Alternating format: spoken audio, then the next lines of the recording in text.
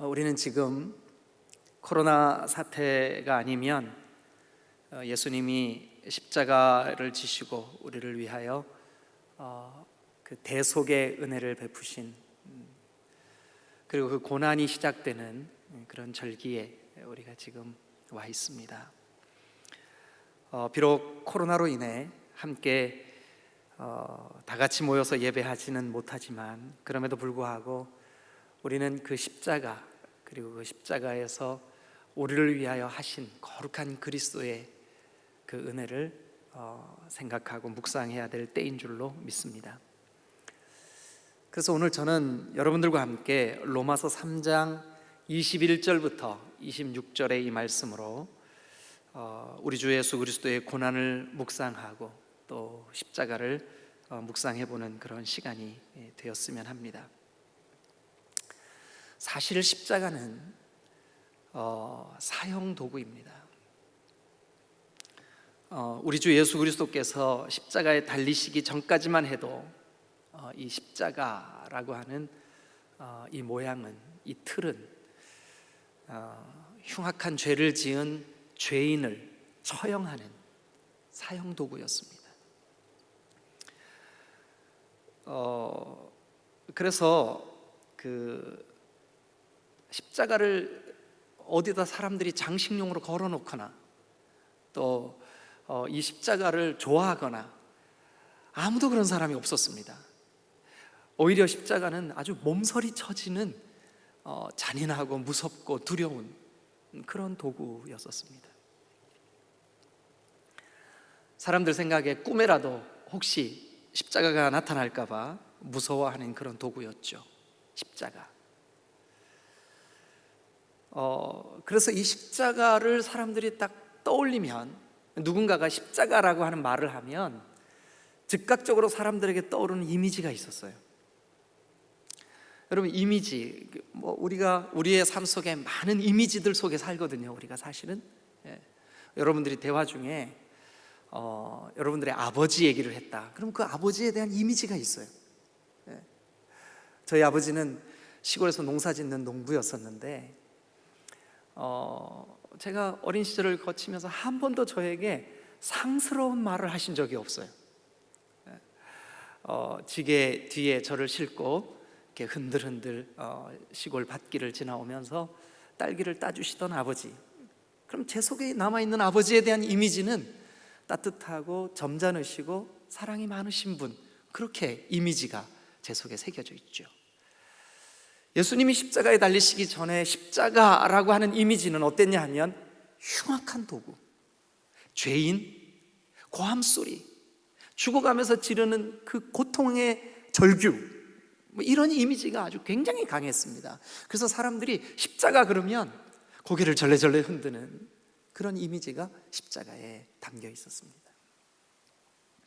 대단히 혐오스럽고 아주 부정적인 이미지죠.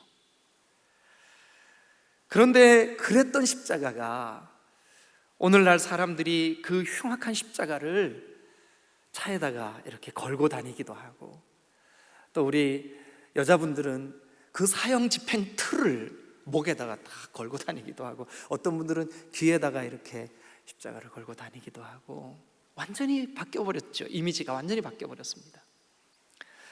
이미지가 바뀌는 결정적인 동기는 예수님 때문입니다. 예수님 이전의 십자가는 흉악한 도구였다면 예수님 이후의 십자가는 은혜의 도구가 되었습니다. 예수님 이전의 십자가는 아주 잔인무도한 사형 틀이었다면 예수님 이후의 십자가는 은혜와 긍휼, 자비의 심벌로 사용되는 십자가가 되었습니다. 저는 오늘 로마서 3장 이 본문에서 십자가 그러면 우리가 알고 있어야 될, 예수 믿고 구원받은 우리 속에 새겨야 될 중요한 십자가에 대한 이미지를 여러분들과 함께 좀 나눠보려고 합니다. 사도 바울이 이 로마서를 로마에 있는 성도들에게 편지로써 보낼 때 의도적으로 아마 어떤 이미지를 떠오르게 하려고 그 이미지화된 단어를 사용했던 것 같아요. 21절부터 26절 안에 선명한 세 가지의 이미지가 등장을 합니다. 자, 이미 우리가 성경을 읽었기 때문에 여러분 로마서 3장을 펴놓으시고 저와 여러분들이 한번 이 이미지를 같이 생각을 하면서 먼저 여러분 3장 23절을 한번 보시길 바랍니다. 3장 23절, 모든 사람이 죄를 범하였음에 하나님의 영광에 이르지 못하더니, 우리는 하나님이 하나님의 형상으로 창조하신 하나님의 피조물임에도 불구하고 하나님의 영광에 이르지 못했어요. 하나님과 교제하지 못했어요. 하나님과의 관계가 단절됐어요. 그런데 오늘 여기 성경에 보니까 모든 사람이 죄를 범하였기 때문에 하나님과 단절됐다, 하나님의 영광에 이르지 못하게 되었다, 하나님과 끊겨지게 되었다, 이렇게 말씀하고 있습니다. 여러분, 그 죄 때문에 이사야 59장 1절 말씀에 보면 여호와의 손이 짧아 구원하지 못하심도 아니요 귀가 둔하여 듣지 못하심도 아니라 오직 너희와 하나님 사이를 죄악이 너희와 하나님 사이를 갈라놓았고 너희 죄가 그 얼굴을 가리어서 너희에게서 듣지 않으시게 함이니라. 죄 때문에 하나님과 우리 사이가 막혀버렸대요. 죄 때문에 하나님께로 우리가 나아갈 수도 없고 하나님께서 주시는 그 말씀이 들려지지도 않고 하나님과의 관계의 완전한 단절이 죄 때문에 우리에게 찾아왔다는 거예요. 여러분, 이 죄의 결과는 무섭게도 로마서 6장 23절에 이렇게 기록하고 있습니다. 죄의 삭슨, 결과는, 죄의 값은 사망이다. 여러분, 이 사망은 영적인 사망을 의미합니다. 우리는 이 영적인 사망에 대해서 요한복음이 우리에게 말씀하고 있는 내용에 귀를 기울일 필요가 있습니다. 요한복음 8장 34절에 보면 예수께서 대답하시되 진실로 진실로 너희에게 이르노니 죄를 범하는 자마다 죄의 종이라. 여러분, 죄 때문에 우리는 죄의 종이 되어버렸습니다. 그래서 사람들은 그 죄 문제가 해결되기 전에 죄의 종이었고 사망의 종이었고 운명의 종이었고 질병의 종이었고 고통의 종이었습니다. 죄가 이끄는 대로 끌려다녔습니다. 이것이 우리의 숙명이 되어버렸습니다. 그래서 죄인인 사람들은 그들의 삶이 다 죄로 오염되어 버렸습니다. 마가복음 7장 20절부터 23절에는 또 이르시되 사람에게서 나오는 그것이 사람을 더럽게 하느니라. 속에서 곧 사람 속에 있는 것이 무엇이냐 하면 악한 생각, 음란, 도둑질, 살인, 간음, 탐욕, 악독, 속임, 음탕, 질투, 비방, 교만, 우매함. 이 모든 악한 것들이 우리 속에 있어요. 왜 그럴까요? 죄의 오염 때문에 그래요. 자, 그런데 그런 죄인인 우리를 위하여 하나님이 베드로전서 2장 24절에 보니까 친히 나무에 달려 그 몸으로 우리 죄를 담당하셨으니 이는 우리로 죄에 대하여 죽고 의에 대하여 살게 하려 하심이라. 그가 채찍에 맞음으로 너희는 나음을 얻었나니. 그렇습니다, 여러분. 예수 그리스도께서 십자가에 달리심으로 그 십자가가 우리에게 선포하는 이미지가 완전히 바뀌어버렸습니다. 우리도 우리의 운명이 완전히 바뀌어버렸습니다. 우리의 처지가 완전히 바뀌어버렸습니다. 그런 의미에서 오늘 우리가 이 로마서 3장 21절부터 26절에 있는 십자가에 대한 이미지를 마음속 깊이 새길 필요가 있습니다. 어떤 이미지일까요? 예수 그리스도 때문에 우리에게 바뀌어진 십자가에 대한 이미지, 어떤 이미지일까요? 자, 우리가 성경을 함께 보면서 이 본문 안에서 이미지를 한번 찾아가 보면 좋겠습니다. 먼저 21절과 22절 제가 읽겠습니다. 이제는 율법 외에 하나님의 한 의가 나타나서, 하나님의 한 의, 여기 의라고 하는 말은 법정에서 사용하는 용어입니다. 판사가 피고에게 피고와 무게, 그대의 죄는 이거요, 이게 그대는 무죄요 하면 이게 의예요. 그래서 이 하나님의 의 할 때 이 의는 법정에서 쓰는 용어입니다. 그래서 우리는 십자가 그러면 우리 마음속에 우리도 모르는 사이에 어떤 이미지가 딱 떠올라야 되냐 하면 법정의 그림이 그려져야 됩니다. 여러분, 우리가 법정에, 저는 법정을 한 번도 가본 적이 없어요. 그러나 드라마나 영화 같은 데서 법정을 자주 보죠.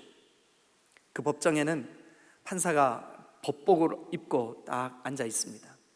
그러면 피고가 있고 변호인이 있고 변호하고 막 그러죠.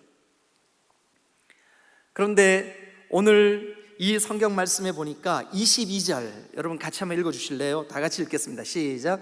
곧 예수 그리스도를 믿음으로 말미암아 모든 믿는 자에게 미치는, 모든 믿는 자에게 선언되는, 모든 믿는 자에게 이루어진, 법정에서 이루어진 일이에요. 뭐 어떤 일이 이루어졌을까요? 하나님의 의. 모든 사람이 죄인이라고 아까 우리가 말씀을 통해서 보았죠. 여러분, 우리 모두는 죄로 병들었던 사람들이에요. 죄로 물들었던 사람들이에요. 사망의 권세 가운데 있던 사람들이에요. 그런데 여기 이 성경에 보니까 십자가 때문에, 예수 그리스도를 믿는 믿음 때문에, 예수님께서 십자가에서 하신 그 일 때문에 우리에게 그려지는 아름다운 이미지가 하나 생겼습니다. 뭐냐? 법정에서 피고인, 죄인인 나를 향하여 하나님이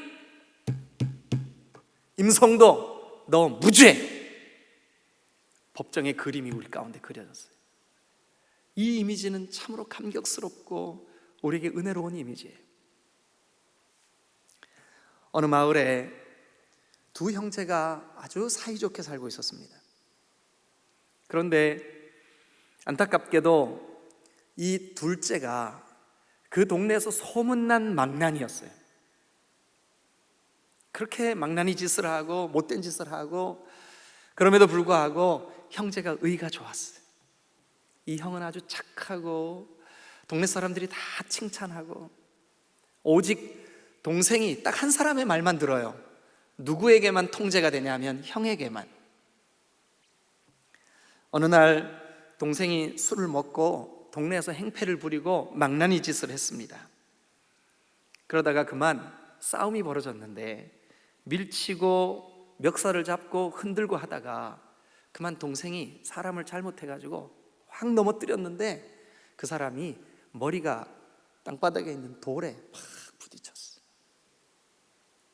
머리가 깨지고 피가 나고, 그러면서 그만 그 상대방이 그만 죽고 말았어요. 와, 이 동생이 그 사람을 가서 흔들어도 깨어나질 않는 거예요. 동생이 얼마나 두려웠을까요? 피가 묻은 채 이 동생이 황급히 그 자리를 도망칩니다. 어디로 갔냐 하면 형의 집으로 갔어요. 형이 집에서 뭐 이런 볼일을 보다가 동생이 피투성이가 된 모습으로 자기 집으로 확 들어오니까 얼마나 놀랬겠어요. 너 무슨 일이냐? 형, 내가 사람을 죽였어. 나도 모르게 그만 그 사람이 넘어져서 돌에 부딪혔는데 그만 죽고 말았어. 여러분, 그 상황을 파악한 이 형이 급하게 동생의 옷과 바꿔 입었어요. 피 묻은 옷으로 갈아입고 동생의 손에 묻어있는 그 피로 자기 얼굴에다 묻혔어요.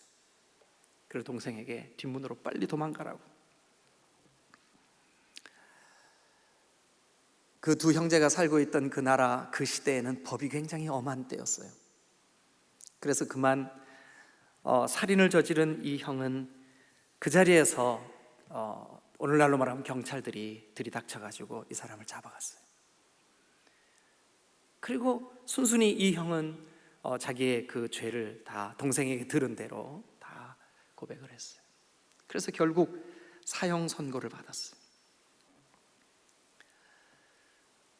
뭐 옛날이니까 그 집행이 금방금방 이루어져서 얼마지 않아 곧 사형이 집행되고 말았습니다. 사형이 집행된다는 소식을 듣고 숨어 지내던 동생이 그 착한 형을 내가 대신 죽게 할 수는 없다, 나타났어요. 그리고 그 사형이 그 집행되고 있는 그 사형 현장에서 소리를 지릅니다. 우리 형은 죄인이 아닙니다. 내가 죄인입니다. 내가 사람을 죽였습니다. 형과 내가 바꿔치기 한 겁니다. 막 절규하고 몸부림치면서 소리를 질렀어요. 그러나 이미 법정에서 사형이 선고된 대상자는 형이었습니다. 주변에 있던 경찰들이 이 동생을 뜯어내고 사형을 집행했습니다. 이 동생이 가슴이 아파 견딜 수가 없는 겁니다. 그래서 법정에 찾아가서 판사님에게 자초지종을 얘기하고 내가 바로 살인을 저지른 그 진범이라고, 우리 형이 나 대신 죽었다. 판사가 설명을 합니다. 한번 어떤 한 죄에 대한 형이 집행된 것은 다시 거론할 수가 없는 게 우리의 법이요, 그대는 무죄요. 아니 내가 살인자라니까요, 대신 죽은 형은 무죄라니까요. 그러나 판사는 냉정하게 다시 말합니다. 그대는 무죄요. 왜냐하면 그대가 진범이라 할지라도 그대의 죄값을 이미 치른 형의 죽음이 그대를 무죄로 만들었어. 오늘 우리도 마찬가지입니다. 여기 지금 성경 로마서 3장 22절에 곧 예수 그리스도를 믿음으로 말미암아, 곧 예수 그리스도를 믿음으로 말미암아, 우리가 예수님을 믿을 때 우리가 예수 그리스도가 달린 십자가를 나의 보물로 여기고 믿음으로 예수님의 그 보배로운 죽음이 나의 죄를 위한 죽음이라는 사실을 인정하고 믿을 때, 그 예수 그리스도를 나의 구주로 믿을 때 우리에게 아름다운 이미지가 하나 새겨집니다. 선포됩니다. 법정의 이미지입니다. 그 법정의 이미지는 놀랍게도 하나님이 판사십니다. 하나님이 그 지엄하신 심판대에서 우리를 향하여 아무개 너는 무죄. 왜 이런 이미지가 생기게 되었습니까? 왜 이런 선포가 생기게 되었습니까?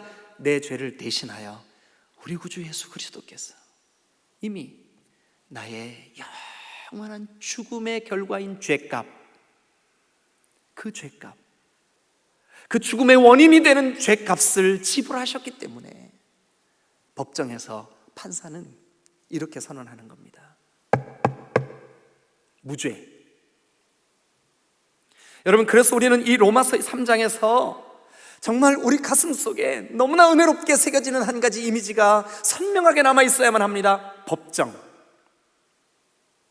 두 번째 이미지는, 이제 저와 여러분들이 24절을 한번 같이 읽겠습니다. 24절 다 같이 읽죠. 시작. 그리스도 예수 안에 있는 속량으로 말미암아, 그리스도 예수 안에 있는 속량으로 말미암아. 속량. 이 속량이라는 단어 때문에 우리는 또 하나의 이미지를 우리의 마음속에 떠올릴 수가 있습니다. 그 이미지는 무슨 이미지냐 하면 시장의 이미지입니다. 시장, 마켓. 여러분, 시장에서 우리가 어떤 물건을 사죠. 어떤 물건을 살 때 내가 돈을 딱 지불하고 주인이 그 돈을 받아드는 순간 그 물건은 누구 겁니까? 여전히 슈퍼마켓 주인 겁니까? 아니면 제 겁니까? 돈이 지불되었기 때문에 제 겁니다. 제가 돈을 지불하고 난 다음에 그 자리에서 그걸 뜯어도 되고 그것을 먹어버려도 되고 심지어 그것을 휴지통에 버려도 됩니다. 왜냐하면 내 거니까.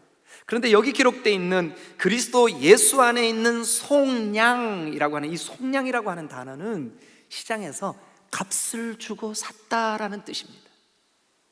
값을 주고 샀다. 여러분, 십자가를 떠올릴 때 우리 마음속에 여러분이 꼭 기억해야 될 이 두 번째 아름다운 이미지가 무엇이냐 하면,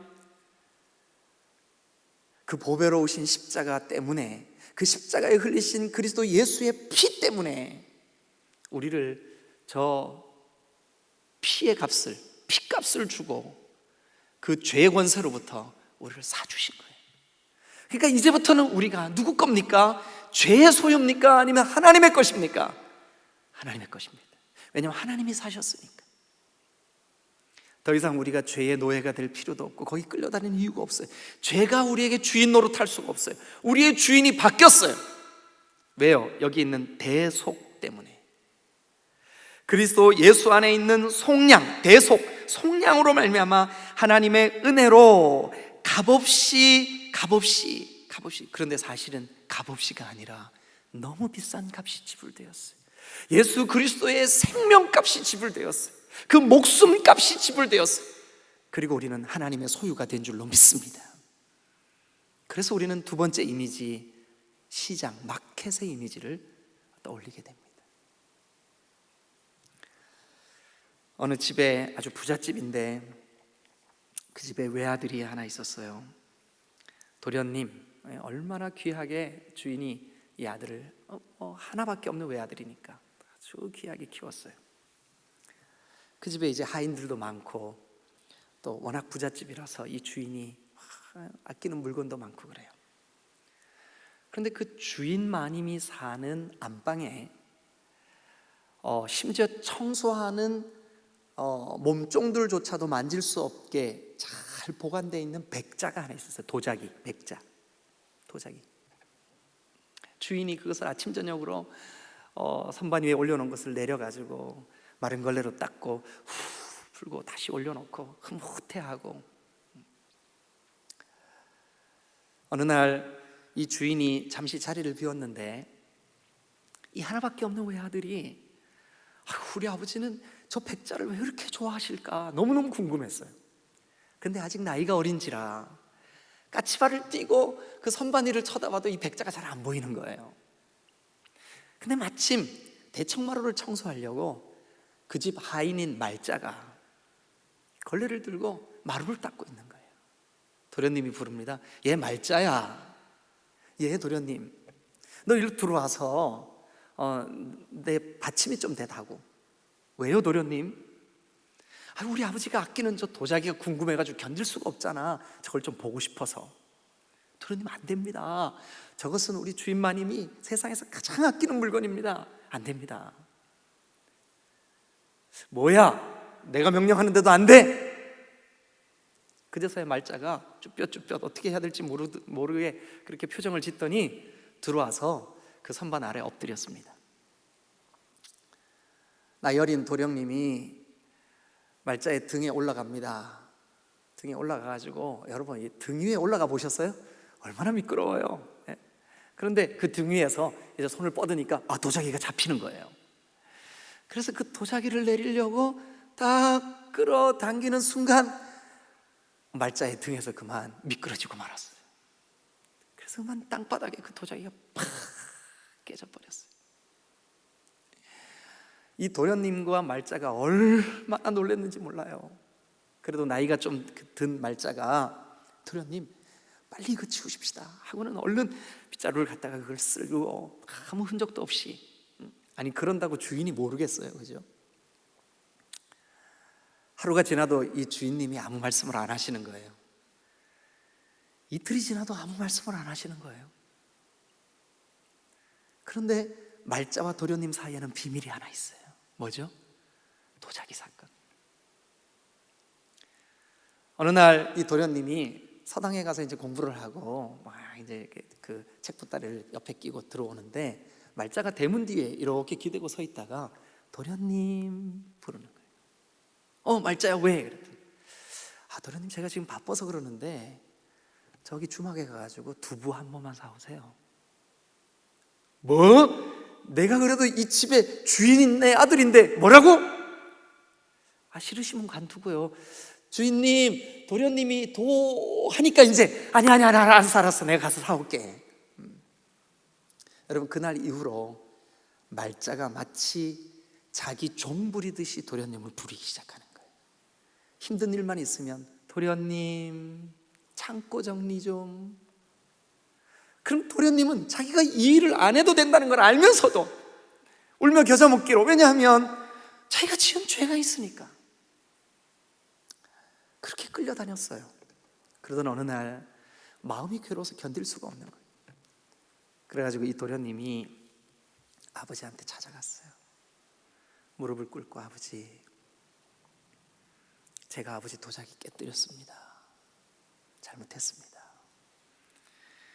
그랬더니 아버지가 다 안다. 아무리 도자기가 귀해도 내 아들보다 더하랴. 네가 용서를 빌러 올 때를 기다렸다. 괜찮아. 그리고 이 아버지와 아들 사이에 그 도자기 사건이 해결이 된 거예요. 그 사실을 모르는 말자가 또 도련님을 부릅니다. 저 대문 뒤에 딱 아주 거만한 태도로 기대가지고, 도련님, 자, 여러분이라면 어떻게 하실래요? 또 말자에게 끌려다니실래요? 도련님이 호통을 칩니다. 말자야, 나는 더 이상 네 말을 안 들을 거야. 왜 그럴까요? 죄 문제 해결됐으니까. 여러분, 그럴 때, 그 해결되었을 때 그려지는 그림이 어떠냐 하면, 예수 그리스도를 통하여 하나님 아버지께서 우리에게 숙명처럼 우리가 영원히 벗어버리지 못할 이 죄의 운명을 하나님 아버지가 해결해 주신 이미지가 우리 안에 있는 거예요. 마치 시장에서 값을 주고, 그 귀한 것을 값을 주고 사신 그 시장의 이미지, 마켓의 이미지가 하나님 아버지와 우리 사이에 십자가를 통해서 형성이 된 겁니다. 독생하신 아들 예수 그리스도의 보배로운 피로 값을 주고 샀습니다. 우리는 더 이상 죄의 종로로 탈 필요가 없습니다. 그동안 여러분들이 죄의 노예가 되어서 죄가 이끄는 대로, 죄가 이거 하자 그럼 거기 가서 이끌고, 욕망과 본능이 이끄는 대로 살았다면 더 이상 거기에 종로로 타지 마십시오. 우리는 대속, 즉 죄값을 이미 그리스도 예수의 십자가를 통해서 지불한 줄로 믿습니다. 이 이미지는 우리에게 말 그대로 은혜입니다. 하나님 아버지가 독생자 아들의 피를 흘려 우리를 그 죄의 값으로부터 건져내시고 사신 줄로 믿습니다. 법정의 이미지, 마켓의 이미지, 한 가지 더, 세 번째는 이 본문 안에 세 번째 이미지가 또 나와요. 어떤 이미지냐 하면, 자, 이제 25절 같이 읽겠습니다. 이 예수를 하나님이 그의 피로써 말미암음으로, 피로써 믿음으로 말미암는 화목 제물로 세우셨으니, 그렇습니다. 화목 제물. 여러분 혹시 성경 가지고 계시면 그 화목 제물에 한번 동그라미 쳐보세요. 화목 제물. 여러분, 이 화목 제물은 구약 성경의 성전에서 대속죄일이나 혹은 유월절이나 절기 때 백성들이 자기 죄를 속하기 위하여 제물을 끌고 옵니다. 그럼 제사장이 그 제물을, 끌고 온 제물을 잡고 그 피를 양재기에 받아가지고 그 피를 사은좌 그 보좌 앞에 쏟습니다. 그러면서 그 제물을 끌고 온 사람의 죄가 사하여지는 거예요. 그때 희생된 그 제물을 화목 제물이라 그래요. 그러면 여기 지금 25절에 있는 이 화목 제물이라고 하는 말은 우리에게 한 가지 중요한 이미지를 떠오르게 만듭니다. 성전의 이미지입니다. 성전에서는 죄 용서함이 있습니다. 성전에서는 죄인을 대신하여 짐승이 대신 피를 흘리는 화목 제물의 이미지가 있습니다. 그런데 그 화목 제물이 얼마나 아름다운 은혜이냐면, 여러분, 구약에서는 죄를 지을 때마다, 알면서 죄를 짓든 모르고 죄를 짓든 간에, 죄가 생각날 때마다, 절기 때마다, 죄 사함을 받을 수 있는 기회가 있을 때마다 백성들은 제물을 끌고 왔어야만 했습니다. 그러나 단번에 영원히 예수 그리스도께서 저 십자가를 지심으로 영원한 화목 제물이 되신 줄로 믿습니다. 그래서 이 이미지는 우리에게, 여러분, 짐승으로 대신할 수 없는, 짐승은 죄가 떠오를 때마다 또 죽고 또 죽어야 되지만 예수 그리스도는 단번에 믿는 자를 위하여 영원한 화목제물이 되신 줄로 믿습니다. 사랑하는 여러분, 저는 오늘 이 로마서 3장을 통하여 세 가지 이미지를 여러분들에게 그려드렸습니다. 하나는 법정의 이미지, 법정. 빵빵빵, 너는 무죄. 왜요? 십자가 때문에, 예수 그리스도 때문에. 두 번째 이미지, 마켓의 이미지, 시장의 이미지. 왜요? 대속, 곧 값이 지불됐기 때문에, 값이 지불됐기 때문에. 실제로 예수님이 십자가에서 죽으시기 직전에 최후의 마지막 한마디가 뭐냐 하면, 다 이루었다. 아람말로 이것을 테텔레스타이 그럽니다. 테텔레스타이. 이게 뭐냐 하면 다 갚았다, 이런 뜻입니다. 다 갚았다. 우리가 영원히 형벌받아야 될, 우리가 영원히 심판받아야 될, 우리가 영원히 책임져야 될, 우리가 책임질 수 없는 존재들입니다. 그러나 책임져야 될 그 죄의 값을 예수님이 저 십자가에서 피로 값을 주고 사신 줄로 믿습니다. 대속. 세 번째 이미지는 어떤 이미지일까요? 성전의 이미지입니다. 화목제물. 여러분, 이제는 예수 그리스도의 그 십자가 이후에는 십자가가 더 이상 흉악한 이미지가 아닙니다. 죄수의 이미지가 아닙니다. 더 이상 저 이미지는 우리에게 하나님의 긍휼의 이미지요, 하나님의 은혜의 이미지요, 이 십자가 안에 깃들여 있는 세 가지 이미지야말로 우리에게 하나님이 값없이 주신 은혜의 이미지로 바뀐 줄로 믿습니다. 이것을 선명히 여러분 마음에 새기고 그 은혜를 힘입어 날마다 십자가를 튼튼히 붙잡고 십자가의 권세와 능력을 의지하여 십자가의 복음 안에 살아가는 여러분 되시기를 주 예수 그리스도 이름으로 축원합니다. 기도하시겠습니다.